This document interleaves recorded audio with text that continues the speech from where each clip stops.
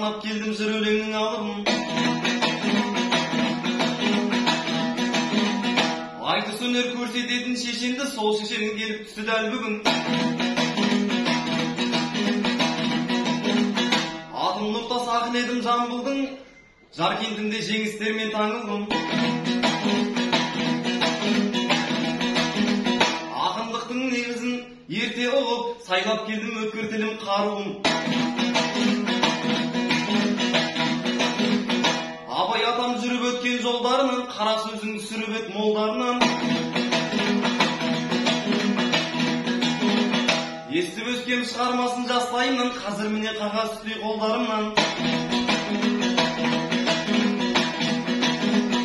Жер орта жасқа келдік дейді абай, ең бірінші сөзінде ол баяндай.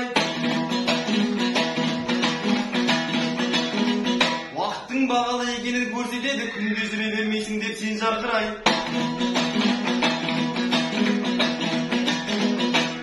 Ел бағудың бағусыз дерт екенін,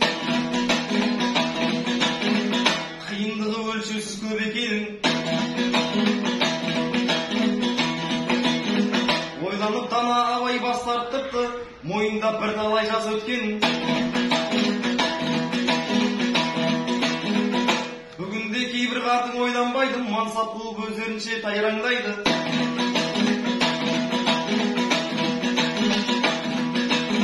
Жасы келіп шамасы келсе дағы, абайдай тұлғамыздан үлгі алмайды.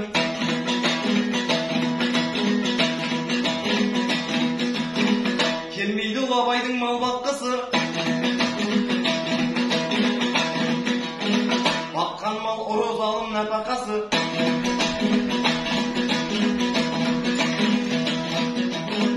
Азғана бар дәулетке қанағат еткен, абай атам қанағатшыл жап-жақшысы. Ұлы абай ғалымның сырын біліп еді, ғалымдыққа өзі көңіл бөліп еді.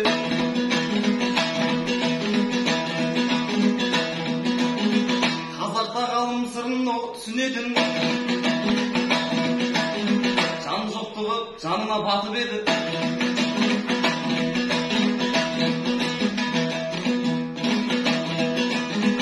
Ұлы абай дұрыс жолды таңдап алды,